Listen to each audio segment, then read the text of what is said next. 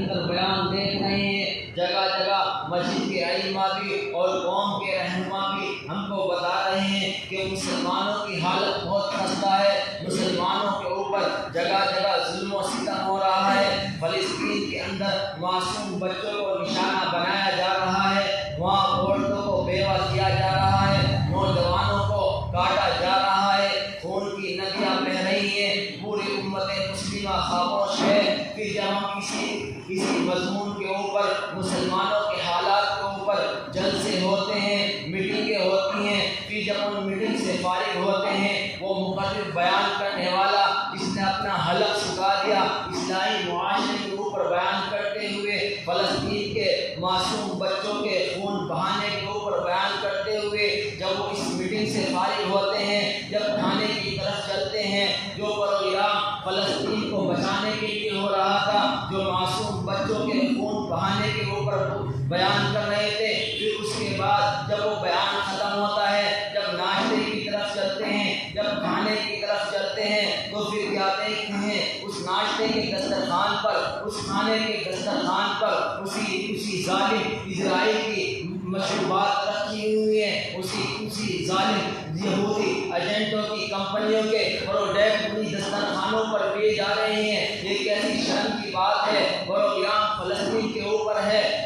درد دل میں فلسطین کا لیے بیٹھے ہیں، وہ درد بیان کرنے کے بعد پھر کولڈ ڈرنکیں انہیں کمپنی کی پی رہے ہیں۔ یہ تو ایسا ہوا جس طرح الو کو رات میں دکھائی دیتا ہے، دن میں نظر نہیں آتا، اسی طرح ہمارے رہنماؤں کو، ہمارے ٹھیکیداروں کو، ہمارے برادری کے ذمہ داروں کو بھی یہی حال ہو چکا ہے، مسلمانوں کا درد بانٹ رہے ہیں، دوسری طرف اس درد کی آڑ کے اندر ان کا خون پیا جا رہا ہے۔ تو ایسے کب تک سدھار آئے گا؟ میں تقریباً 10 شادیوں میں عید کے بعد دیوبند کے اندر جا چکا ہوں، ایک آدھ شادی کی تو قسم نہیں کھاتا، کوئی شادی میں نے ایسی نہیں دیکھی جس میں کولڈ ڈرنکوں کا استعمال نہ ہو رہا ہو، کوئی دسترخوان ایسا نہیں دیکھا کسی کی چٹھی کھل رہی ہے اس کے اندر کولڈ ڈرنکیں پی جا رہی ہیں، کسی کے نکاح کا خط کھل رہا ہے، کسی کا لکھا جا رہا ہے، کوئی پروگرام ایسا نہیں دیکھا جس میں کولڈ ڈرنکوں کا استعمال نہ ہوا ہے۔ وہاں قوم کے ذمہ دار بھی ہوتے ہیں، عالم بھی ہوتے ہیں، جاہل بھی ہوتے ہیں، کوئی کہنے والا نہیں ہے، بس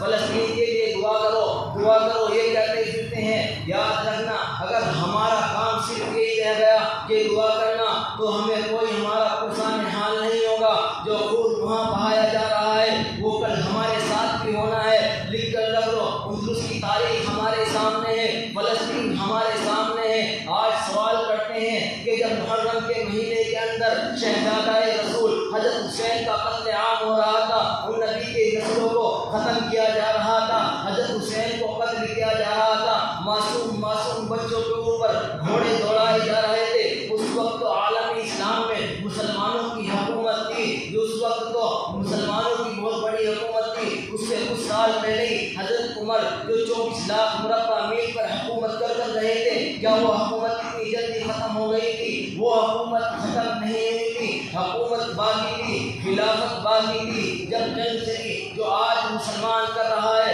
مسلمانوں کی تعداد دنیا میں دوسرے نمبر پر ہے، سب سے بڑی تعداد مسلمانوں کی عیسائیوں کے بعد دنیا کے اندر موجود ہے، کیا کر رہی ہے؟ وہ یہی کر رہی ہے جو اس وقت قوم کر رہی تھی۔ آج اللہ تبارک و تعالیٰ نے ہم کو دکھا دیا، جب آل رسول پر ظلم ہوا اس وقت بھی مسلمان خاموش تھے، آج جب اللہ کے گھر کی حفاظت کرنے پر مسلمانوں پر ظلم ہو رہا ہے، آج بھی مسلمان خاموش ہے۔ اگر یہی خاموش رہی، میں یقیناً مانتا ہوں ہم طاقت کے اندر نہیں ہیں، ہم کچھ نہیں کر سکتے ہیں، مگر جو ہمارے دسترخوان ہیں وہ تو ان کی چیزوں سے خالی کیے جا سکتے ہیں، وہ تو ان کے مشروبات سے خالی کیے جا سکتے ہیں۔ اگر کوئی مہمان ناراض ہوتا ہے کولڈ ڈرنک کے بغیر تو اللہ کو راضی کرنے کے لیے مہمان کو ناراض کر دو، کوئی بات نہیں۔ نبی علیہ السلام جب روز محشر میں دیکھیں گے، جب وہ ہم کو دیکھیں گے، جب فلسطین کے معصوم بچوں کو بھی اٹھایا جائے گا، پھر ہمیں بھی وہاں لایا جائے گا،